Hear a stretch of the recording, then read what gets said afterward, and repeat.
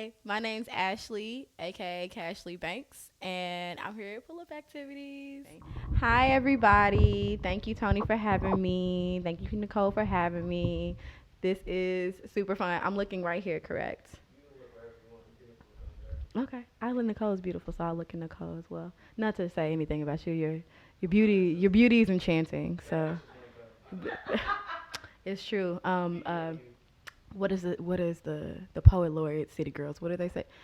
Ow? Is that how it's pronounced? Yeah. Ow, ow. Yeah, that's what it is. Ow. That's what it is. Mhm. A, a absolute. Uh, yes. Yes. I am indeed rolling through pull-up activities like the Tomb Raider. So yes, yes, I am. So this is a great thing because I have a poem that maybe not. It's a little sad, but the sadness is that. So I said it in Factory Obscures. I said it when I did this poem, Good Parts. So my nephew passed away. He was the victim of gun violence, and through his death, I have learned to live so much more.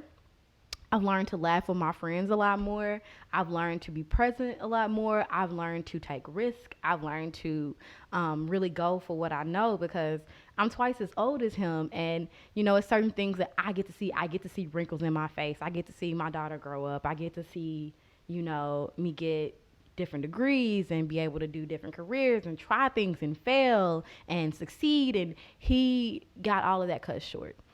And the I don't want to say beautiful, but it kind of is. The weirdly beautiful thing about death is that the people that remain are allowed to live more. And that is a gift. I wish I still had him, but if I can't have him, I'm really thankful for that gift, if nothing else. So, this poem is called, thank you.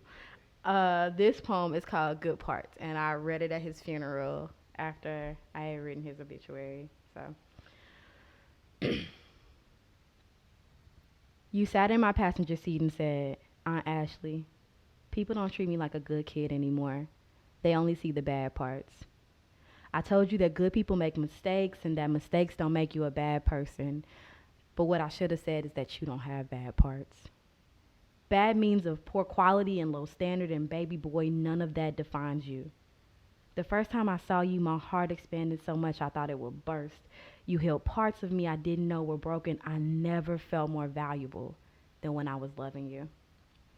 That's why writing this is so hard.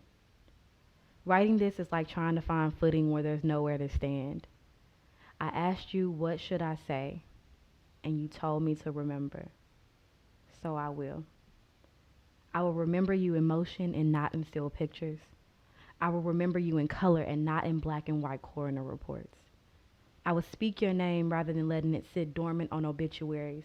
I will speak your name into existence. I will take all the good parts of you and make a better me. I will smile more. I will make space. I will love where there is none. I will be quiet and ask life questions. I will ask people questions. I will dance like everyone is watching. I will make them watch. I will imagine new realities. I will share my heart and not be afraid that people will see the scars. I will be everything you taught me to.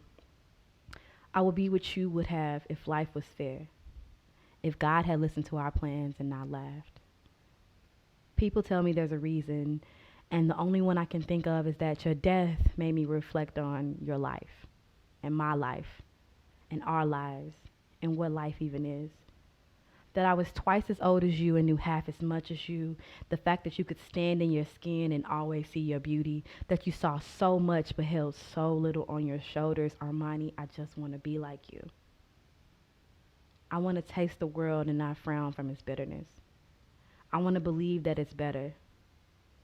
And the new me can do that because I have all of your good parts. Thank you.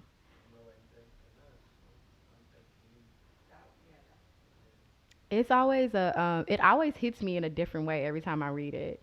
I've read it 3 times now, and it still hits me in just different ways. Different lines like bring it out of me that like holding so little on your shoulders when you've seen so much. His mom was not the greatest, and she did a lot of foul things. And the fact that it never felt like he held it. It never felt like he held that against people or had a chip on his shoulder or anything like that. Like he always imagined that things could be better. And I take that spirit with me so much. Ugh, so much. That's why I'm so loud. So you want me to do the next one? Is that why you're so loud? I'm sorry, you're just loud. That's no, I okay. I'm loud because Boley, Oklahoma. Burr, burr, burr, burr. But I'm also just loud because Nathaniel Combs was my father, and if anybody met him, he was so loud. Did you ever meet him? Did you see him when he came to the dorms? Seen him That one time, but he was loud, wasn't he? I knew that was your father because of your story. Yes. Sorry, you got me a little emotional. I'm sorry. I didn't mean That's not a it. bad thing. Yes, so my daddy was my dad. Hey, I'm Nathaniel Combs. Nice to meet you. Nice to meet you. Yeah, I like your shirt. That's good. Where'd you get that from? My wife got me one of those. Yeah. Oh, this shirt? Yeah, my wife got this for me from the thrift store. It's Michael Bolton. That's an actual story. He came to, I had Fashionetta, so every girl on the east side has probably been in the AKA Fashionetta thing. And he came over, and I remember it was a practice we had to dance with our dads to dance with our fathers. And I was turned around and I heard somebody go, dang, who daddy is that? And I was like, ah. Cause my nigga came in a Michael Bolton t-shirt, tucked into some over the knee shorts, some Argyle socks, and some SAS. Those are the diabetic shoes, in case y'all didn't know. They cost like Jordans, but they look like your grandma's. And sir, the amount of embarrassment that rose up in my spirit, it's in my spirit because it was out of my body. Y'all remember that scene in Doctor Who when he just like goes like this and his body is coming out? That's what I felt like. I was like, oh no, I'm ascending. And like, it was bad. It was bad. But you know, I love that country ass man. I loved him to death. And I am his country ass daughter. I bonded with somebody in my job over different ways to kill chicken. So, yeah.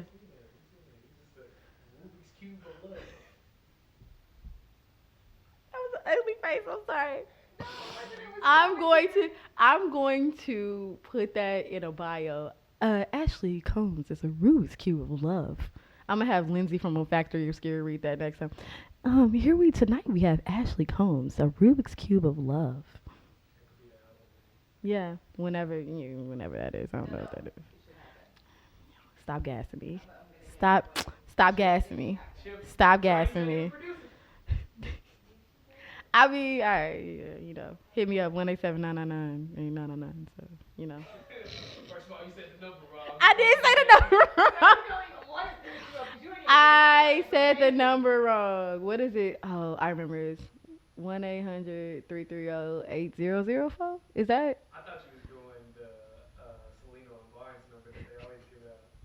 The Selena. What is the Selena and Barnes number? I just remember Cars for Kids. Yeah. Gang. We do Bodega Hive over here. So in case y'all didn't know, we're making Bodega Hive jokes. If you don't watch Deezus and Mero on Sushio Sundays and Yours Days, like I need you to get on that. It's on Showtime. Yeah, it's amazing. It's the only reason I have Showtime. And honest to God, when I went to New York, I was like, oh, that's what they was talking about. Oh, that's over here. Oh, they do have guns in the Bronx. Oh my God. Like, it was very informative. It helped me. It was a guide to New York. They need to make, their next book needs to be a guide to New York, because honestly, how I got around New York is them making fun of like Queens. I'm like, oh yeah. Girls from 283rd like to get nutted, bro. People who live on Ho Ave. The Soho girls is so home. So what's your favorite part of pull-up activities so far? My favorite part of pull-up activities is meeting all the people who come through here and having the most insightful conversations that I've had in like the last year, because we can't talk to people and be outside anymore. So the fact that I can like have like, I'm assuming I can curse because I've been cursing. It's intellectual niggerish conversations. It's my favorite thing. Like we somehow interpolated a Boosie line into a thing about the parasympathetic nervous system, and like the way it combined, the way it just, the gumbo of it, it was just, I pray for the nigga mm. to nigga you. Pray for the nigga to I mean, you better pray for him because hey, he gonna need a lot of energy. Here for all of So, I mean, listen, if whoever dates me, you know, you're welcome. So, it. So are you single?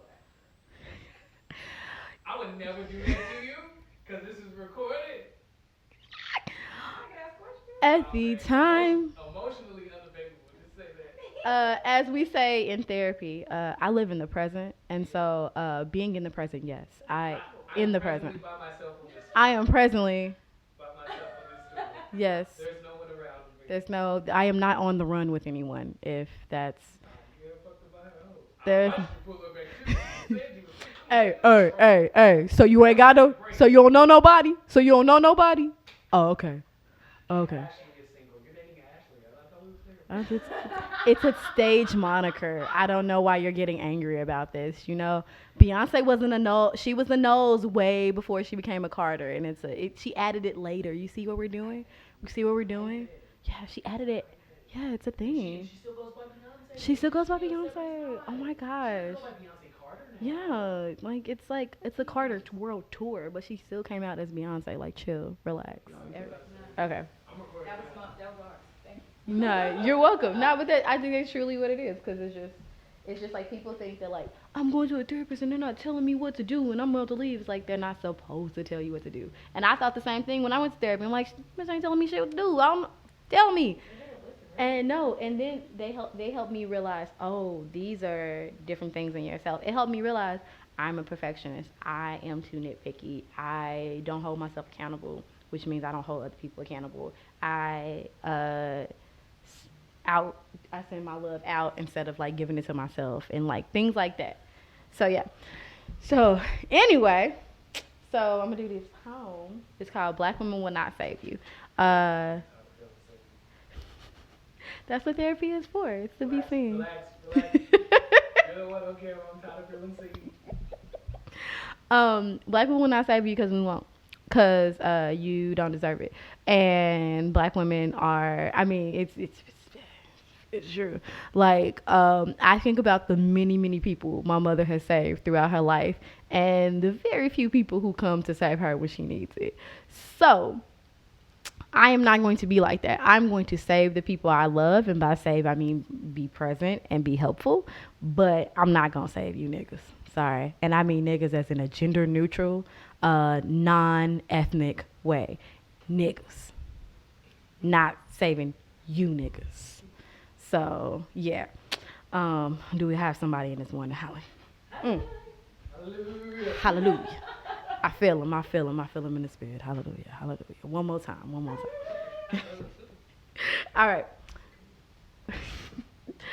Black women will not save you. Why? Because we don't want to.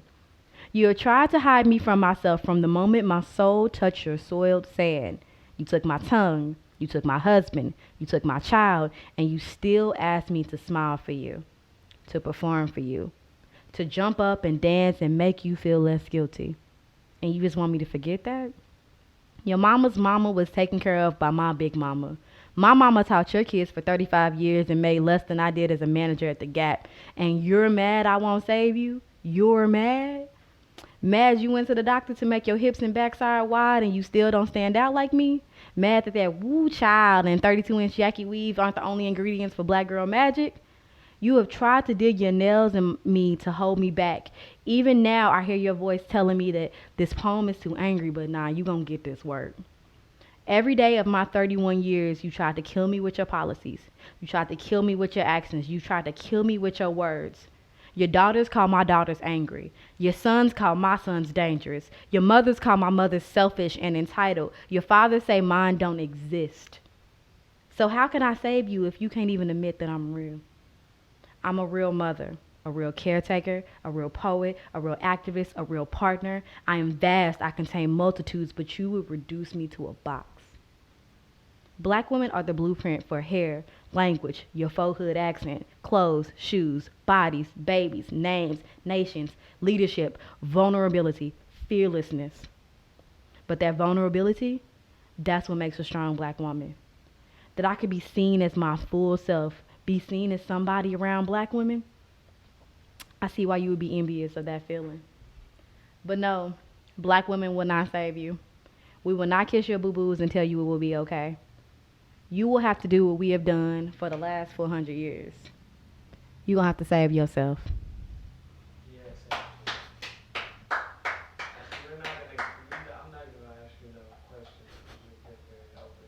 Ashley, tell us where this resurgence of doing poetry is coming from. Because you were Uh, gone for a minute, but now you're back again. it's coming from bullying brought to you by LTZ and Holistically Shayla Law. Thanks so much. And you can find me at Kashlee G Banx. So that's KASHLEEGBANX. Given to me by the lovely Tony LaSure, aka LTZ. So Yes, I did give you that nickname. you did give me So that when's nickname. the album coming out? Now it's on record. Now you have to drop it.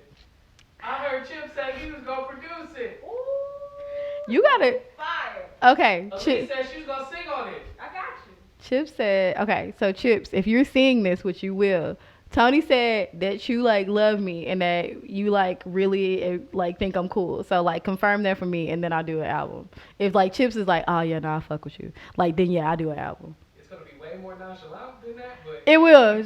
Chips will be like, yeah. yeah, that's it. That's what it is. Yeah, I'll take that yeah, because he won't say yeah if it's not a yeah. yeah, Because he'll just be like, nah.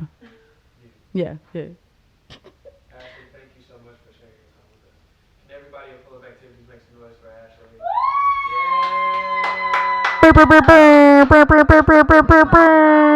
Hey,